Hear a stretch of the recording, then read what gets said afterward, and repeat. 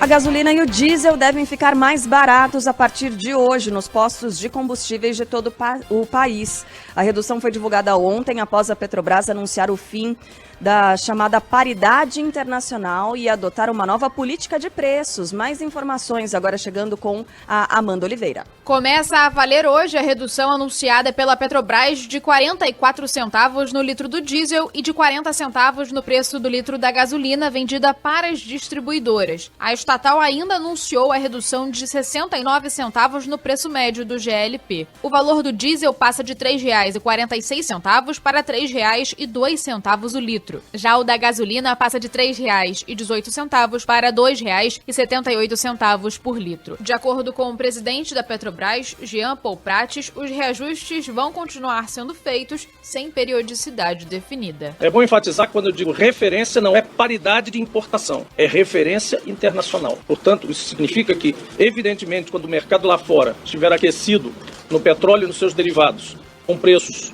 fora do comum, mais altos e consolidadamente mais altos, isso será refletido no Brasil, porque abrasileirar os preços significa levar as nossas vantagens em conta, porém, sem tirar o Brasil do contexto internacional. Em entrevista à nossa colunista de economia, Juliana Rosa, no Band News TV, Jean Paul Prates garantiu que a mudança na política de preços não vai afetar a rentabilidade da Petrobras. Segundo ele, a paridade internacional fazia com que as refinarias brasileiras cobrassem valores equivalentes aos de países europeus. Ela impunha à Petrobras colocar na porta da refinaria o preço de um combustível alienígena, o preço de um combustível, por exemplo, produzido na Alemanha, na Holanda, trazido aqui, com mais as despesas, mais o frete, mais tudo isso. Isto era paridade de importação. Então, nós agora estamos libertando a Petrobras desta obrigação de praticar o preço do seu concorrente. O ministro de Minas e Energia, Alexandre Silveira, por sua vez, negou que a mudança seja uma intervenção do governo na Petrobras. Para ele, a antiga política prejudicava o consumidor. Isso não quer dizer interventor, muito pelo contrário. O que nós defendemos é o bom senso e a coerência.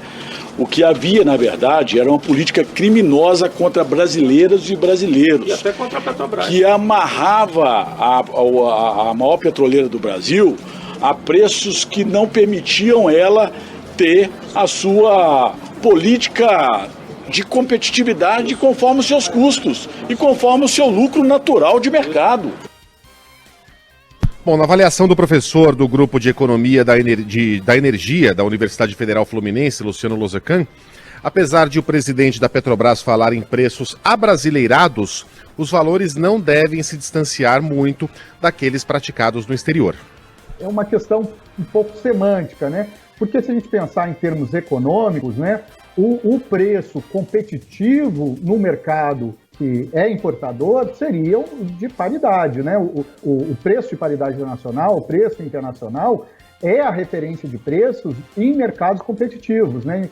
Então, é um pouco de jogo de palavras, né, para tentar justificar um novo pensamento, mas se a gente interpretar em termos econômicos, né, o preço competitivo, o preço livre, ele tende a se aproximar do preço no mercado internacional. O ex-diretor da Petrobras e ex-presidente do Instituto Brasileiro de Petróleo e Gás, Eberaldo Almeida, destaca que a sinalização dada pela companhia é de uma estratégia sustentável.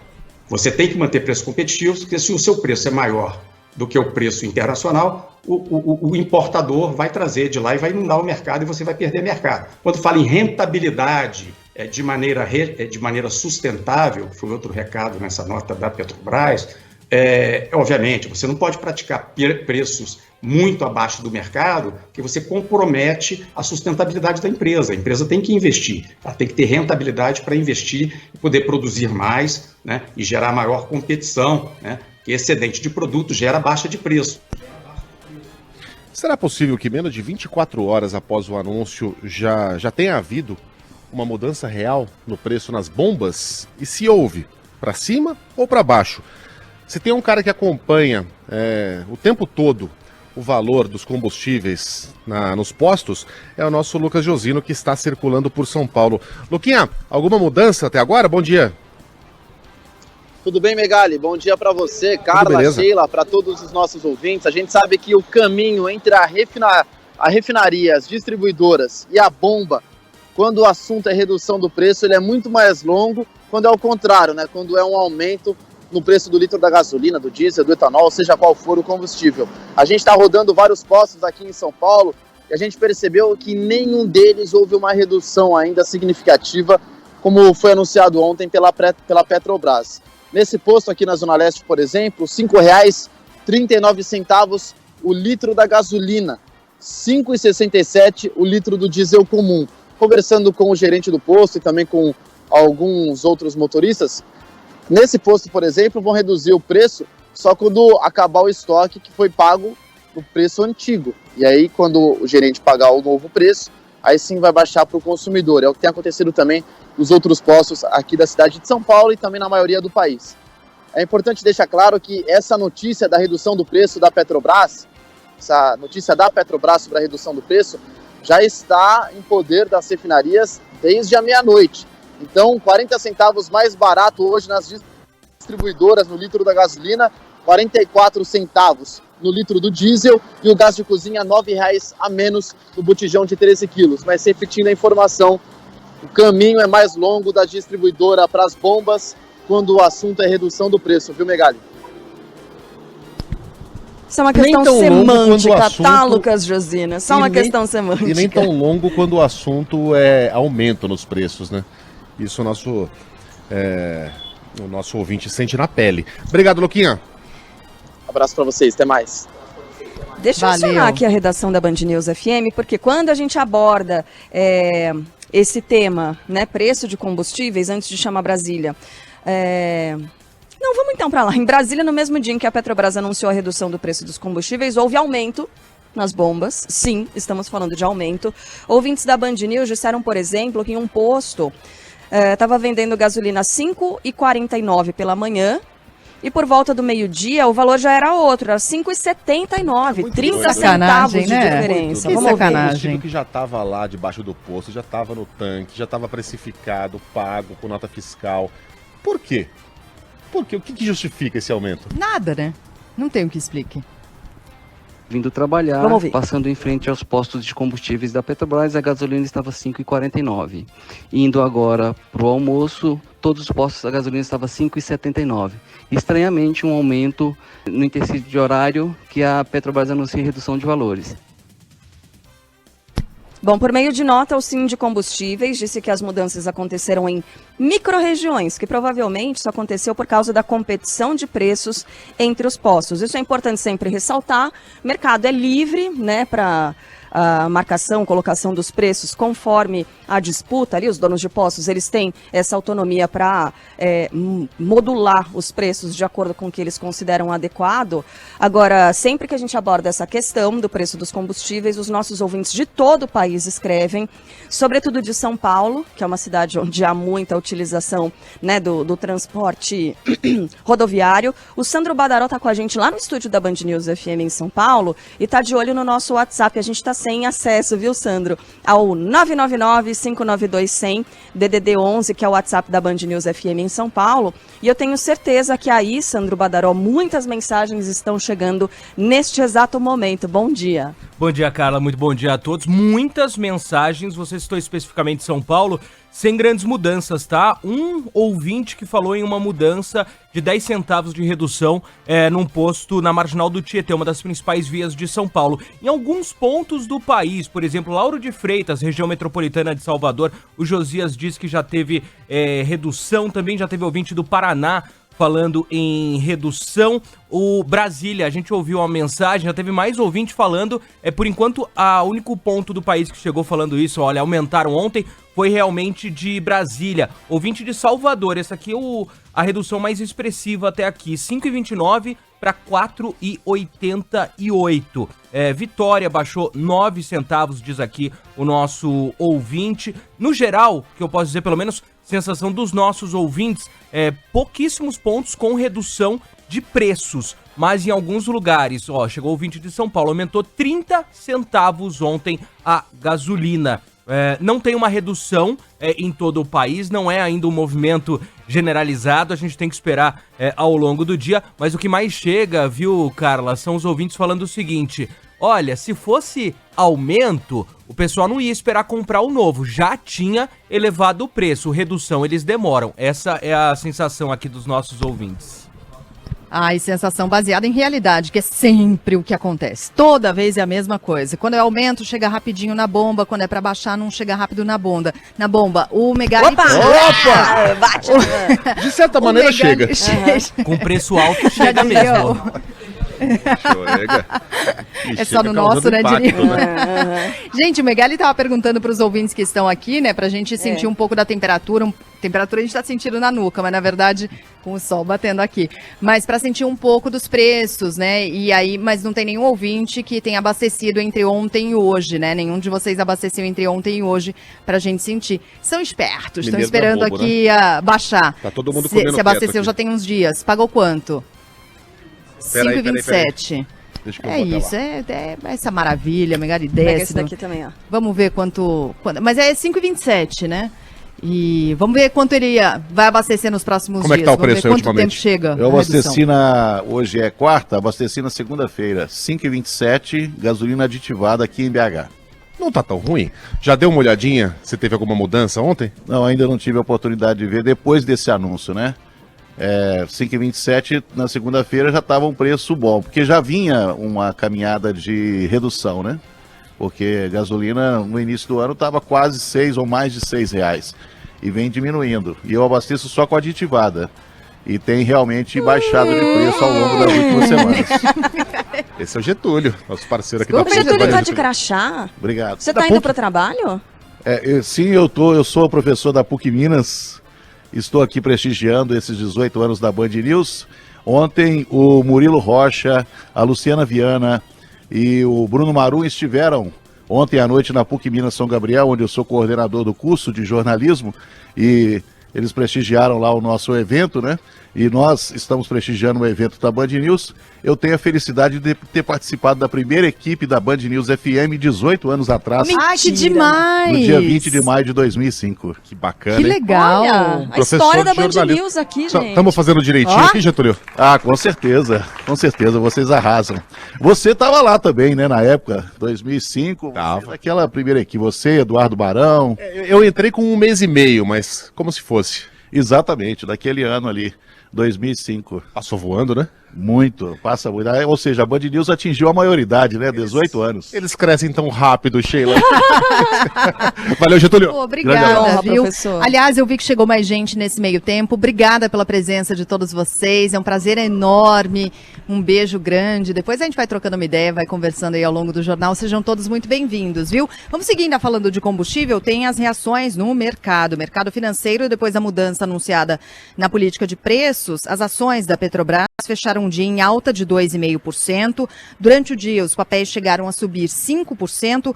Bolsa de Valores de São Paulo, por outro lado, caiu 0,7%, influenciada por outros fatores externos, a negociação do teto da dívida nos Estados Unidos, por exemplo. O dólar teve uma alta de 1,1% e encerrou o dia cotado a R$ 4,94. Não foi uma hecatombe.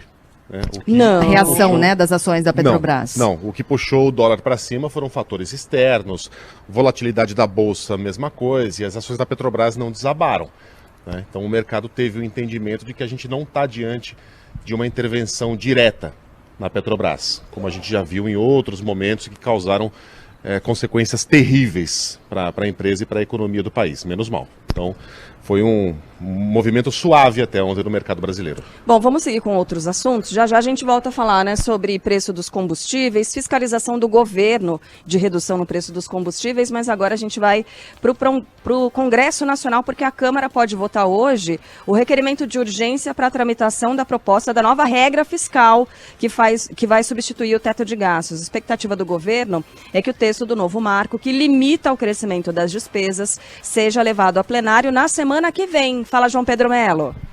Depois da apresentação do relatório, a Câmara dos Deputados deve votar a urgência do texto da nova meta fiscal ao longo da semana, para tentar acelerar o trâmite da proposta, garantindo a votação até o fim da semana que vem. Os parlamentares vão analisar os pontos que foram alterados pelo relator da matéria, o deputado Cláudio Cajado. como a inserção de gatilhos para a correção de despesas, caso a meta não seja cumprida. A proposta não criminaliza, porém, o presidente da República em caso de estouro, mantendo assim um dos pontos mais criticados do texto que foi entregue pelo Ministério da Fazenda. Ao comentar a matéria, o relator, o deputado Cláudio Cajado, destacou que em caso de descumprimento da meta por 1 ano, haverá proibição de criação de cargos, reajuste de despesas, criação ou aumento de auxílios, entre outros pontos. Todas essas medidas valem apenas por 1 ano. Se no ano seguinte a meta for atingida, as medidas deixam de valer, elas caem automaticamente. Poderá o presidente da República propor ao Congresso Nacional a suspensão parcial ou a gradação dessas vedações, previstas nesse artigo, demonstrando que o impacto e a duração das medidas adotadas será suficiente para a correção do desvio. O fato é que o texto fixa uma meta de zerar o déficit em 2024 e uma estimativa para que haja superávit em 2025 e 2026. No ponto das despesas obrigatórias, foi atendido o pedido do presidente Lula de deixar de fora da nova meta os reajustes de salário mínimo e do Bolsa Família. Para valer a proposta do novo marco fiscal, precisa de 257 votos na Câmara e de 41 no Senado. Mais dos destaques do dia, deputado mais votado do Paraná, Deltan Dallagnol, fala em canetada e se diz indignado depois da decisão do Tribunal Superior Eleitoral que cassou por unanimidade o mandato dele. Ontem, os ministros do TSE entenderam que o ex-coordenador da Força Tarefa da Lava Jato em Curitiba não poderia ter se demitido do Ministério Público enquanto respondia a processos internos. Ele foi enquadrado na lei da ficha limpa e a votação foi mais do que relâmpago. A votação durou menos de 1 minuto. Proclama o resultado, o tribunal, por unanimidade, deu provimento aos recursos ordinários para indeferir o registro de candidatura do recorrido Deltan Martinácio Dallagnol ao cargo de deputado federal, comunicando-se de imediato ao Tribunal Regional Eleitoral do Paraná para imediata execução do acórdão, independentemente de publicação, mantendo-se o cômputo dos votos em favor da legenda. E a gente aciona direto a nossa equipe em Curitiba para trazer mais informações. O Ângelo Sfaier está com a gente. Fala, Ângelo, bom dia. Muito bom dia a você e a todos. O ex-procurador Deltan Dallagnol se reuniu com assessores ontem à noite, logo após o TSE indeferir por unanimidade o registro de candidatura dele nas eleições do ano passado. Por meio de nota, disse que se considera vítima de vingança por ter combatido a corrupção. Ele que foi coordenador da Força Tarefa Lava Jato no MPF em Curitiba e foi o deputado federal eleito com a maior votação do Paraná, mais de 340 mil votos. Parceiro de Deltan durante a Lava Jato, o ex-juiz e hoje senador Sérgio Moro do União Brasil disse que recebeu a informação da cassação com muita tristeza. Se disse estarrecido pela decisão do TSE. Por outro lado, houve quem estivesse feliz pela cassação. A presidente do PT, Gleisi Hoffmann, foi irônica. Ela disse que Deltan Dallagnol agora tem um PowerPoint para chamar de seu, uma referência àquela denúncia de 2016, que embora se tratasse de empreiteiras como Odebrecht e Andrade Gutierrez, foi naquele momento em que Deltan Dallagnol apresentou, né, aquele quadro em que Lula era colocado no centro de um esquema de corrupção. O Podemos, que é o partido do Deltan, se manifestou ontem à noite afirmando que não poupará esforços na avaliação de medidas que ainda podem ser tomadas pela defesa de Dallagnol. A legenda não confirmou, no entanto, se vai ou não recorrer ao STF. Descortinam-se agora algumas possibilidades para Deltan, mas não está claro ainda qual o caminho ele tomará.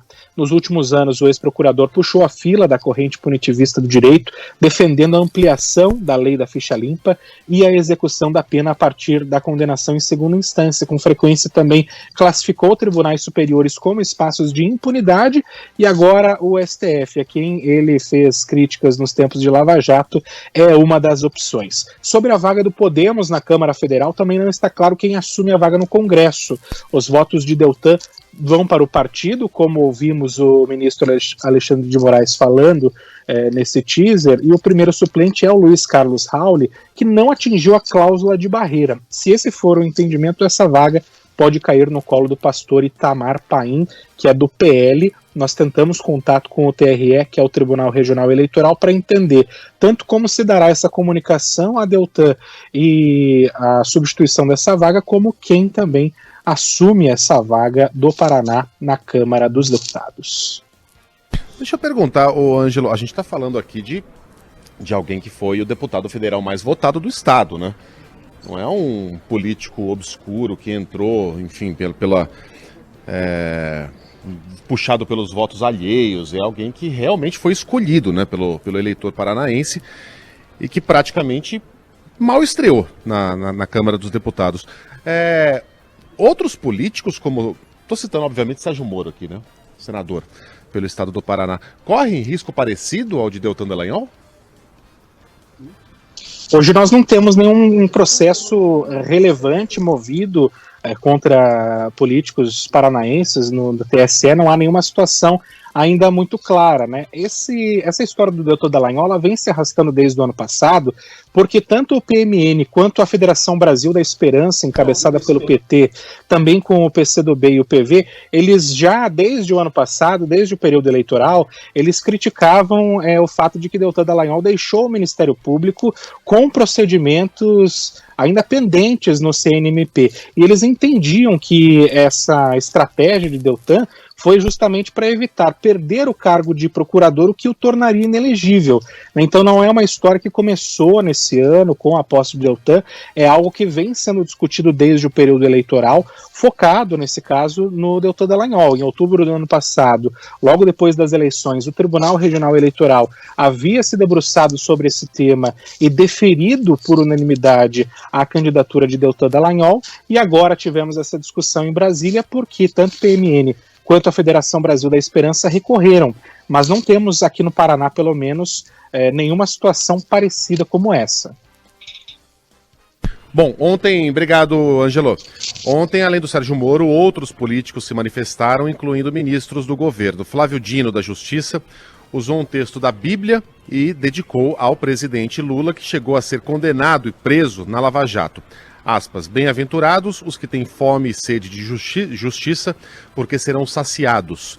Paulo Pimenta, da Secretaria de Comunicação, escreveu: uma mentira só dura até que a verdade chegue e que a justiça continue a ser feita a todos que lucraram com a destruição da democracia. O senador Renan Calheiros, que chegou a processar, né, Deltan Dallagnol no Conselho Nacional do Ministério Público, afirmou: a justiça tarda, mas não falha, e concluiu: o TSE cassou o mandato do pivete ficha suja da Lava Jato. Também alvo da Lava Jato, o ex-deputado e ex-presidente da Câmara, Eduardo Cunha, publicou somente: tchau, querido. Sério? Brasil. O deputado Kim Kataguiri, do União Brasil, por outro lado, classificou a cassação como um absurdo e afirmou que a decisão não tem outro nome que não perseguição política. Segundo ele, o julgamento, aspas, é o retrato de um país que pune quem combate a corrupção e tem como presidente alguém que liderou o governo mais corrupto da história. Bem, no Supremo Tribunal Federal, mais um dia importante, o plenário retoma hoje o julgamento que pode condenar o ex-senador Fernando Collor em uma das ações da Lava Jato. O ex-presidente é acusado de receber 29 milhões de reais em propina em negócios fechados pela BR Distribuidora, subsidiária da Petrobras. Os pagamentos teriam sido feitos entre 2010 e 2014. Na semana passada, o relator desse caso, o ministro Edson Fachin, avaliou que o inquérito aberto contra Fernando Collor traz indícios e provas de crimes de corrupção passiva e lavagem de dinheiro. A Procuradoria-Geral da República pede que o ex-senador seja condenado a 22 anos de prisão. Ainda no STF, o ex-deputado Paulo Maluf teve as suas penas extintas.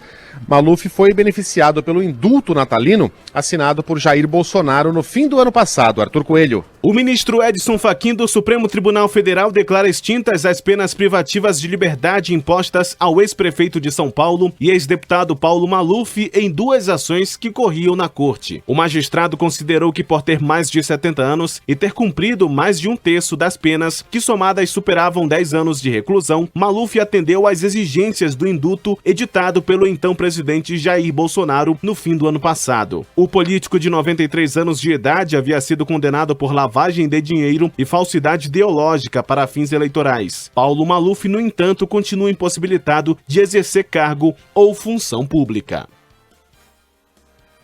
Na Câmara, a Comissão de Constituição e Justiça aprovou um projeto que anistia partidos políticos por irregularidades em prestação de contas. Fala aí, Thalita Almeida. A Comissão de Constituição e Justiça aprovou a proposta de emenda à Constituição que concede a anistia de multas para partidos políticos que descumpriram regras da Justiça Eleitoral sobre cotas raciais e de gênero. O texto determinou em abril do ano passado que as legendas separassem ao menos 30% das reservas dos fundos partidários para o custeio de candidaturas de mulheres. Essa porcentagem também foi estabelecida para o tempo mínimo que as candidatas devem ter nas propagandas eleitorais de rádio e televisão. O texto permite ainda a arrecadação de recursos de pessoas jurídicas por partidos políticos para quitar dívidas com fornecedores contraídas ou assumidas até agosto de 2015.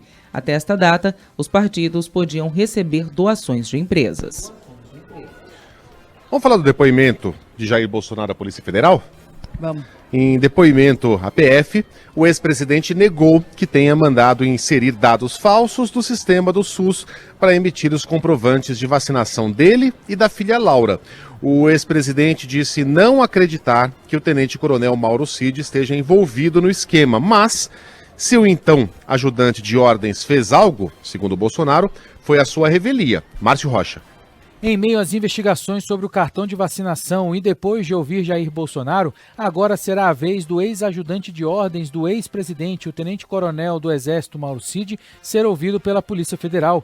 Ele continua preso depois de ser alvo de uma operação que investiga se dados falsos foram inseridos no documento de Bolsonaro. No depoimento, que durou cerca de 3 horas, Bolsonaro voltou a dizer que nunca determinou nem soube de nenhuma irregularidade na conta dele no aplicativo Conect SUS, que emite o documento. Disse mais uma vez que não teria qualquer razão para isso, já que não se vacinou contra a Covid-19, admitiu que Cid gerenciava o perfil dele na ferramenta, mas não sabia quem fazia o mesmo com a conta da filha de 12 anos. Poucos dias antes de sair do governo, Bolsonaro e a família deixaram o Brasil rumo aos Estados Unidos e a Polícia Federal acredita que essas informações falsas tenham sido inseridas para facilitar a entrada de todos no país. A filha, segundo o ex-presidente, se declarou como não vacinada e apresentou um laudo médico que permitia a ela não tomar a vacina. A Polícia Federal tinha indícios que Mauro Cid, além de outros assessores, teriam ajudado na emissão de certificados falsos de vacinação e colocado que o ex-presidente recebeu 2 doses da vacina da Pfizer.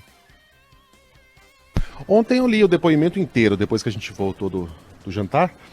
Eu me debrucei ali sobre o depoimento e tudo que o presidente fez foi negar. Negou, não tenho nada com isso, não fui, não sei. E no final, ele ofereceu ali uma espécie de desagravo ao Mauro Cid, dizendo que acreditava na disciplina do seu ex-ajudante de ordens e que não acreditava que ele teria feito tal coisa. Mas durante o depoimento inteiro, o Bolsonaro não entrou nessa questão da confiança, só ali no finalzinho, nos estertores, já nos acréscimos. Ocorre que a fraude aconteceu, foi feita, né? Esses dados foram alterados no sistema do SUS, depois retirados, não há dúvidas a respeito desse assunto. E as digitais do Mauro Cid estão ali. Então, independentemente do presidente acreditar ou não que o tenente-coronel faria o que aparentemente fez, tudo indica que isso aconteceu. A gente, enfim, lendo o depoimento, fica com a palavra do presidente de que isso aconteceu à sua revelia. Isso faz sentido? Alguém que é de extrema confiança do presidente, que está com ele há 4 anos, que aparecia no fundo do cercadinho, que participava de viagens internacionais, que pagava inclusive contas para a primeira-dama e para o presidente, alguém que estava ali a metros do gabinete do presidente no 3º andar do Palácio do Planalto. Alguém teria feito isso à revelia de Jair Bolsonaro, mexer com o cartão de vacinação da filha de então 10 anos do presidente, né? Mexer com a coisa mais sagrada que existe para a pessoa, que é a filha, a criança. Tem a teoria do puxa-saco, né? A gente já falou um pouco sobre isso, né? Sobre a tal da teoria do puxa-saco, que eventualmente Mauro Cid poderia ter feito isso para puxar saco do então presidente Jair Bolsonaro. Mas eu vou chegar lá. Eu vou chegar lá. Aí tem essa teoria na qual a gente acredita, porque a gente vê tanta gente matando no peito, né? É uma possibilidade. Eu só acho que um cara não contrataria um advogado especializado em delação premiada para isso, né? Se tivesse sido isso, né? Não, então, tem outra. Aí voltando. a teoria do puxa-saquismo, né? Deixa eu ser mais realista que o rei, e antes mesmo que o presidente tenha citado qualquer problema que eventualmente ele e a filha tenham tido nos Estados Unidos, porque a esposa se vacinou lá, deixa eu cuidar aqui de livrar a cara do presidente caso ele precise apresentar algum documento. Então ele quer puxar o saco do presidente, em vez de mandar uma cesta de frutas para casa dele, em vez de elogiar o terno novo, em vez de, queijinho mineiro, em vez de engraxar o sapato, em vez de ir aqui no mercado comprar um queijo e dar de presente, ele vai lá e comete uma fraude. Quer dizer que o presente para agradar o presidente é uma fraude, é um crime de fraude de cartão de vacinação durante uma pandemia? Olha aqui, presidente. Olha o que eu fiz pelo senhor. Eu fraudei o cartão de vacinação da tua filha. Sério? Seria de uma criatividade, hein? Que ambiente é esse, Carla? Que ambiente é esse? Aí fica parecendo... Não tô comparando aqui o Mauro Cid com um assassino e Bolsonaro com um gangster, não é isso.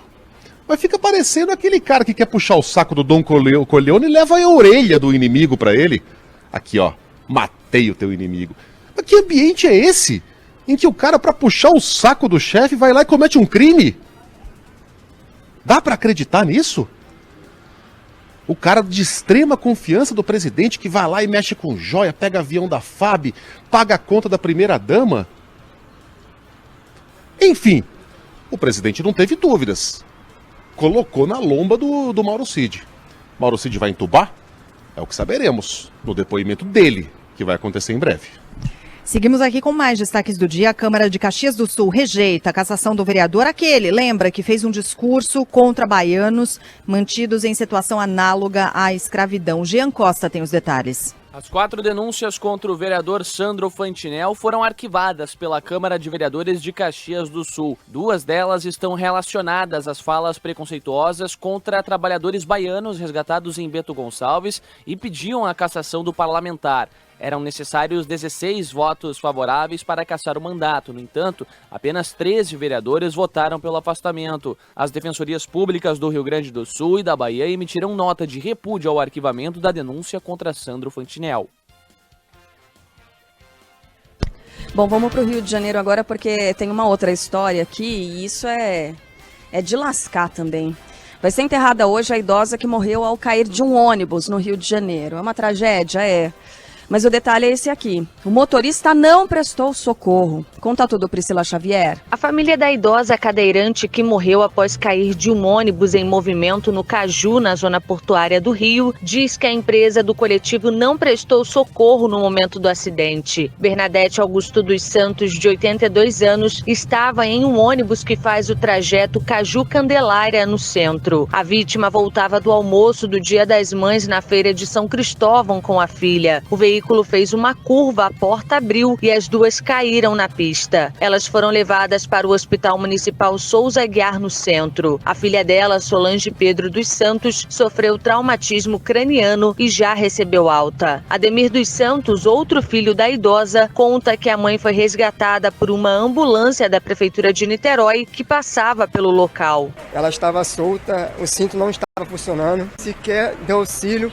E falou que foi 2 vezes no hospital atrás procurar alguém da família, mas é mentira, não teve ninguém no hospital. Antes de minha mãe falecer, não teve ninguém. Terrível, né? São histórias, como a Sheila estava dizendo ontem, é o tipo de história que a gente não pode normalizar e a gente tem que cobrar e lutar para que essa realidade seja mudada, seja alterada. A gente volta para a história de ontem, né, Sheila? A Sheila falava sobre isso aqui, da criança que foi baleada na cabeça durante um tiroteio em São Gonçalo. E agora os detalhes vêm com a Luana Bernardes. É estável o quadro de saúde do menino de 12 anos baleado na cabeça a caminho da escola em São Gonçalo, na região metropolitana do Rio. Mesmo ferido, ele carregou a irmã de 7 anos nas costas e ainda tentou proteger uma amiga. A Polícia Militar afirmou em nota que PMs faziam um patrulhamento na região quando foram atacados a tiros por criminosos. Ainda segundo a corporação, a equipe se abrigou e não revidou. O menino continua internado no Hospital Estadual Alberto Torres, no Colubandê, também em São Gonçalo. Nesta segunda-feira, ele passou por uma cirurgia para a retirada da bala da cabeça. Vou voltar um pouco àquilo que a gente conversava ontem, exatamente para que a gente não normalize esse tipo de coisa. É um menino de 12 anos seguindo para a escola. Você, pai, mãe, tio, tia, avô, avó, coloque-se no lugar dessa família. Um menino de 12 anos seguindo para a escola para aprender e ele toma um tiro. Ele recebe um disparo. É a tal da bala perdida, que perdida não é, porque encontrem no Rio de Janeiro. Ontem mesmo a gente conversava com a Júlia Kallenbach e ela trazia o dado do Instituto Fogo Cruzado, se não me engano, 77 pessoas que são vítimas dessas tais balas perdidas, que encontraram gente no caminho. São histórias marcadas, é gente que morre em função disso, é família inteira dilacerada, é gente que fica com trauma para o resto da vida. Como é que essa criança, depois de se recuperar, e ainda bem que vai aos poucos se recuperando, volta a ter confiança e se sentir segura para caminhar e ir até a escola? O trauma, como mexe com a vida das pessoas, com a rotina das pessoas, é inaceitável. Foi roubado o direito das pessoas. No Rio, e isso acontece em outras cidades também, mas a gente está falando especificamente do Rio, 77 pessoas vítimas dessas balas, desses tiros, ao caminhar no Rio de Janeiro desde o começo do ano. Cara, é inaceitável. E a história se repete no Rio de Janeiro. Onde para? Até onde vai? Quantos mais precisam morrer ou serem vítimas? Quantos meninos de 12 anos vão parar de ir para a escola por um tempo porque foram atingidos? Cara, não dá. A situação no Rio de Janeiro precisa de um limite. Passou desse ponto. É muito triste e muito grave que esse tipo de história continue acontecendo. Em frente, o Santos suspende o contrato do zagueiro Eduardo Bauerman, envolvido no esquema de fraudes em apostas. Bruno Camarão. Eduardo Bauerman tem o contrato com o Santos suspenso. O zagueiro do time paulista é réu na Operação Penalidade Máxima 2 do Ministério Público, que investiga a participação de jogadores, apostadores e financiadores num esquema de apostas esportivas no futebol. Bauerman já estava liberado das atividades do Peixe e não treinava com os companheiros. O jogador se defende na justiça das acusações de estar envolvido na máfia. Ao Ministério Público de Goiás, Bauerman reservou o direito de ficar em silêncio durante o interrogatório. Ainda não há uma data para que a justiça convoque o atleta para depor em defesa própria. Seguindo ainda com o esporte, o Fluminense segura empate com o Flamengo no jogo de ida das oitavas de final da Copa do Brasil. Megali falou, ontem eu cheguei lá do Felipe Mercado Melo Novo. Foi expulso. Foi? Nossa. Mas aí não é aposta, porque não paga nada. Sério? Você aposta no cartão vermelho do Felipe Melo, você aposta R$1, você recebe um. Isso, né? Mas é o contrário, né? Felipe Melo permanece no jogo até o final, né? Megali falou assim, nossa, eu cheguei do Mercado Novo, me debrucei sobre o depoimento do presidente, do ex-presidente. Ele falou que assistia a partida ia assistir ao Fla-Flu. Fala aí, Leonardo Macaxeiro. Fluminense e Flamengo empataram na noite desta terça-feira no Maracanã, em partida válida pelas oitavas de final da Copa do Brasil. O jogo terminou em 0-0. O Fla pressionou na primeira etapa e Gabigol chegou a colocar uma bola na trave. No segundo tempo, o tricolor carioca perdeu Felipe Melo, que foi expulso após cometer falta em Gabigol. Mesmo com o dobro de finalizações, o Flamengo não conseguiu balançar as redes durante o Fla-Flu de número 444. A partida de volta será realizada no dia 1º de junho, também no Maracanã. O mando de campo é do rubro-negro.